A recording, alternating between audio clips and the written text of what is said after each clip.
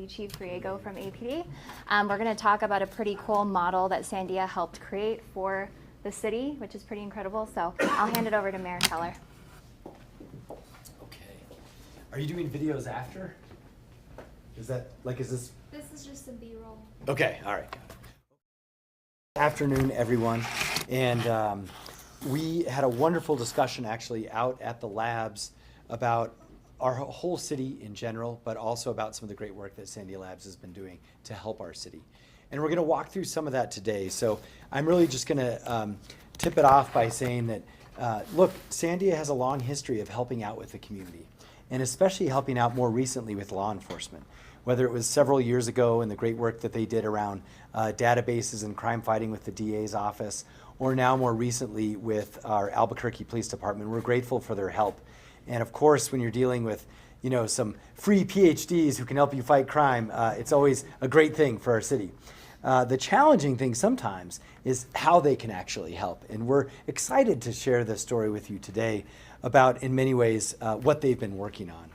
And so I'm going to try and keep my remarks pretty short, but I want to mention that basically we have been, I know I've said this 100 times to all the reporters here, but I'm going to say it again. 2 years ago, we changed the way we fight crime. We decided to highly leverage technology and civilians. And so, every time we use a civilian, it frees up an officer. And every time we use technology, it either helps and supports an officer, or in the case of automated speed enforcement, also frees up officers from giving tickets. So this has been a general strategy that we've applied in specific ways for the last 2 years. And finally, we're seeing the crime numbers turn, right? About half of our major crime categories are down from last year, and I know they're coming down from all-time highs. We understand that. The classic example is how we were the worst in auto theft for 10 years, and now we're the 8th worst. We're going the right direction. What we're doing is working. But part of what we're doing is we've got to do it all over the city and more of it, right? So that we're like one of the best in terms of safety for autos in that example. Now, I mention that because this is where Sandia comes into play. Their folks who've been helping on this are playing a critical role in how we use cameras. And as you know, we've invested in thousands of cameras all over the city. And it sounds simple. APD is going to put up cameras. It is not. There's an IT component that's very important to make sure that it actually has the quality video feed that we need. The cameras have to be secure because, yes, in this town, people try and go after and tear down those cameras. We've seen that all the time. So they have to be secure. And most importantly, they have to function in the most optimal way. And I'm going to give you a really basic example, but I think it really speaks to this. Part of our technology crime fighting platform we've extended to our shopping malls, to Coronado and to Cottonwood. And part of that, of course, is gunshot detection. And we've talked about that quite a bit. Part of it's also cameras. But at the end of the day, you want to have the least amount of cameras that covers the most amount of the area to keep people safe, because you don't want to waste money on extra cameras. And to do that, though, you really actually have to get into some real science, and also even things like biology. So you've got to get where the camera angle is. You've got to understand the lighting, which changes based on the time of day. And then my favorite example is, we may or may not have put up some cameras that work great during the winter, and then all of a sudden the trees got leaves, and then those cameras don't work as good. So it's thinking about all those different things, and also even like the height of the camera and the angle to get a good read. And quickly, as you can see, it gets way above my pay grade, which is why we have Sandia helping on this issue.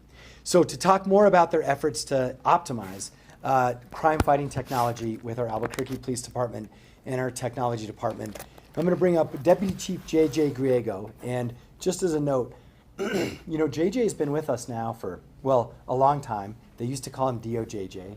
That's an inside joke.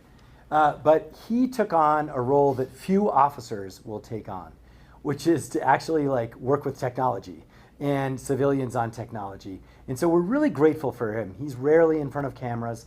You don't usually get a chance to talk to him that much. You will today, but he is the person in charge of our real-time crime center and of, at this point with radios, at least near $50 million worth of crime fighting technology.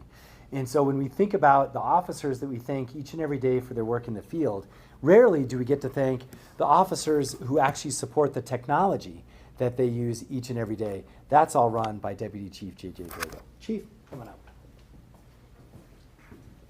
Thank you, Mayor. And also thank you for your support of the police department in the belief in technology and us working smarter instead of harder. A lot of effort has been put into these tools.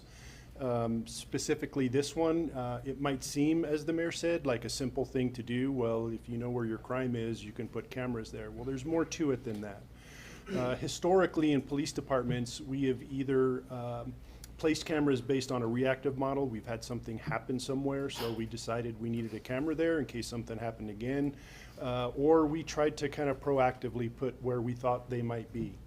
There's more that comes into it as far as like what is the focal length of the camera. If there are, you know, I can see 2 pixels in the background that are fighting with each other, it doesn't give me as much information as when I can see somebody's face and be able to positively identify someone. We have come a long way with technology, be it ShotSpotter, be it even just our basic data. And this tool is going to be a game changer for us. And the other aspect of it is we're going to be a better steward of the money that we get because we're placing these cameras in places where we know they're going to be effective. This whole project started as a conversation between us and the Sandia volunteers. We could not have done this without their assistance. I won't pretend to know how the sausage is made and how the model is built, as I am a troglodyte in some of those conversations. They may as well have been in Aramaic for all I know. However, it is astonishing to me to see how quickly this was done. We provided them with several years worth of data, which then they went through, cleaned up, and that was a work in itself. And put a lot of hours, volunteer hours, into this project to have this model that we've developed today. And for more technical expertise on this, I'm going to turn it over to Director Mark Leach. Thank you, Chief. Good afternoon, everybody. So with the support of Sandia National Labs, we're combining our efforts by looking at data to make sure the camera technology is serving our police officers in the best way possible and ensuring that we make the best use of their valuable time. And this is such an exciting and innovative approach as to how we utilize valuable resources. When we pitched the idea to Sandia, we didn't know quite how it would be received or where it would go. And while the tech and data are grounded in the city's DNA, the way we're leveraging the power of technology, our data and cameras to help officers know what's happening in real time and making crime fighting more efficient is completely new. I'm just so thankful for the way that Sandia volunteers have grabbed this project and run with it. And we're at a point now where it is working and where we can soon start to measure results. We'll keep compiling the necessary data and deploying cameras based on the models provided by Sandia. We have the capability to install as many cameras as we need and to connect them to the real-time crime center. Now that effort is governed in the most accurate and efficient way possible, saving us valuable time and resources in the process. This is a great example of our city really coming together. After our team described the overarching issues and possible solutions, Sandia National Labs brought the time, experience, and enthusiasm together to solve this problem. And I can't stress enough how the first-rate support from Sandia National Labs is supporting our whole community. And I'd like to hand it over now to our volunteers from the Sandia National Labs.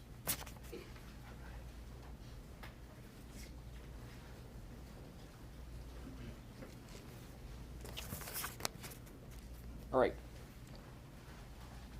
Everyone wants to feel safe in Albuquerque, which is why we are volunteering to help the city and APD to optimize where we place cameras along Central. Good afternoon, everyone. My name is Rudy Garcia. I'm a data engineer at Sandia National Laboratories. I'm joined today by two of my colleagues, Chris Frazier and Andre Mazzulli. And our goal is to assist DTI and APD in addressing some of their data challenges, such as recommending locations for new cameras based on crime data. So I want to first thank you for the opportunity to share our contributions in this important cause. Next slide, please. So as we look at the timeline from 2019 today, it's important to highlight the ongoing commitments of Sandia volunteers in collaboration with the Department of Technology and Innovation, APD, and the DA's office, focusing on projects from data architectures to data analytics. So on the far left, the mayor had mentioned some co-efforts that we did from a volunteering perspective. We had some folks at the district attorney's office working on data architectures, and actually Chris and Andre were working on an area to help resolve names. You'd be surprised at how many different ways you can spell certain names, and so they were helping in those specific areas. In 2023, the mayor came out to Sandia and basically, like District Attorney told us, kind of challenged us and said, hey, we really need your help. And so we started talking about potential areas that we could work on. In 2024, we started meeting more regularly and trying to understand some of the problems and some of the areas that we might be able to address, but do it from a data perspective. So what data is available, and then what can we actually do with that data?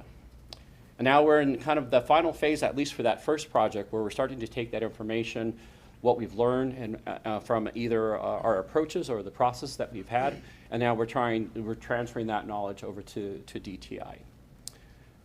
So I'm now going to hand it over to Andre, and he's going to talk for a couple of slides on our focusing of this camera analysis approach and also the camera placement analysis recommendations.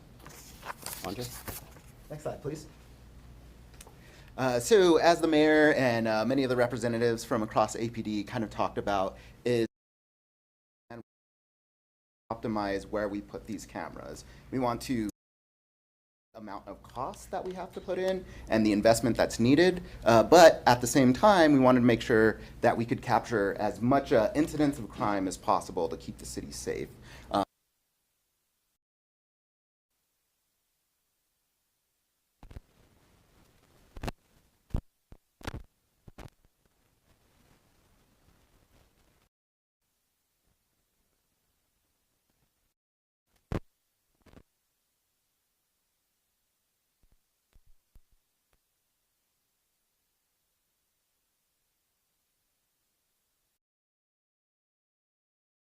Driving down Central, and if you could view 5 years worth of crimes happening all around you, very similar to what DC Griego had mentioned, you would say, hey, I see a lot of crime around here. Maybe this is a good spot to put a camera. Our algorithms, which we kind of repurpose some existing algorithms that we already have, tweak them a little bit, do that from a mathematical and computational standpoint. So it finds these clusters that are really dense along Central and says, hey, here's a really good spot. Now let me help you find the exact center of it. So it's exactly what our professionals at APD do, only from a computational standpoint. And like I said, we had five past years of data, considered various factors such as crime patterns. So we also incorporated how does crime change and fluctuate throughout the years, and what are some spots that are going to be consistent and kind of long-standing that we can be sure that these cameras are going to be effective for the long haul. And then the most important part of this is it was a collaborative development. And so really any good data science or any good math science project is kind of useless without having experts in the room. And so we partnered very closely with APD. And some really cool sort of validations that we got is a lot of the points of recommendation, there were already some cameras and assets there. And so that showed, hey, our algorithm does a good job of being consistent with what the police department has found. But then our algorithm also found some spots where we didn't already have cameras. And we could say, hey, here's a really good recommendation for something that's not already covered. And so I do not only want to say, thank you to these folks here from Sandia, but also thank you to the city. They do a fantastic job already addressing these problems, already forward thinking. And so our algorithms were just able to help validate that and then also add just a little bit more into there. So next slide, please. All right, I'll turn it back over to. Go ahead, you can start. Yeah. Okay. Want me to go first? You can go first. All right. You can go All right, first. okay, I'll go first. I think this general question of why we volunteer. I'm a native New Mexican, was born and raised in Albuquerque. I went to Albuquerque High, and I completed my undergrad at UNM in computer engineering. So this is my home. I have no intentions of leaving. So I'm committed to our work and supporting DTI's and APD's efforts. But ultimately, I'm a volunteer because I want a safer Albuquerque for my family, for my parents, kids, and grandkids. So together, we are focused on leveraging technology for community impact. And Andre, I think, had a couple more. Yeah. And, same thing. I'm also born and raised here in Albuquerque, got my undergrad and graduate degree, or one of them at UNM. So Albuquerque holds a near and dear place to my heart. And so I think, we've all been impacted by crime in one way or another, if not directly. Maybe it's a loved one or a friend or, close family member. And so this really is a rewarding opportunity that we have to make an impact and really make our city a much safer place. And helping, like I said, the great folks here at APD successfully accomplish their job as efficiently and effectively as possible. We'll open it up for questions now. Anybody have questions? It's a lot to process. This is for the mayor. With federal partnership from the Trump administration being pulled back, how's this gonna affect the partnership? I know they're volunteers, but there might be that, they might get in trouble because they're working with the city. Sure. So we've had a long-standing relationship with Sandia Labs across multiple administrations, and we're all in this community together. So we just had a discussion even yesterday. We see no issues at all with respect to that, literally zero. How soon? Sorry. How quickly will it take to implement these changes that you guys are bringing?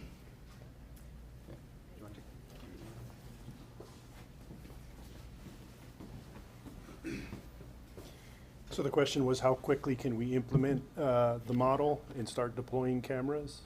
The model is fully built now, so we can start implementing the model as of today. That was my question. I'm not sure. Go ahead. Maybe first. Go. Just to clarify, these are brand new cameras compared to the ones that the state already has? Or? So it's a combination of both, really. So currently we have access to about 13,000 cameras within the city of Albuquerque. What the model will do is not only ensure that we have cameras in the right places, but also for future cameras, when we get more cameras, we'll know where they go. Why was Central picked as the location to study versus another area of town? So we looked at Central first because that's the main thoroughfare through the city of Albuquerque, and that is one of the most populous areas in town. So we wanted to make sure that we're covering areas, and it was tested on Central, that we're looking at areas where we're having the most people so we can have the most impact. Did you guys name some specific cross sections on Central that are maybe target points or some of the more higher areas of crime? So we look at where the crime is, right? So we want to make sure people not only are safe, but they feel safe. So if you look at Central, like downtown, Nob Hill, West Central, you know, those are kind of the places where we see more activity, and we want to make sure that we get covered. And then also I didn't hear is, are these cameras, they have sound quality as well, good sound quality? The model doesn't account for sound quality, but some of them do. I know that's sometimes a lot of an issue when it comes to these crimes. You can see them, but you can't hear the interaction. So just curious on how much is going to elevate the crime, operations. Like how much do you think this specifically with the sound capabilities will help you out in your efforts to fight crime? So we don't have the sound capabilities yet, and the model doesn't account for that. It's counting for video only. Video only. Okay, sorry. Yeah. I'll just, what APD does though is they meld together though the most important sound, which is gunshots. So most of this stretch has gunshot detection.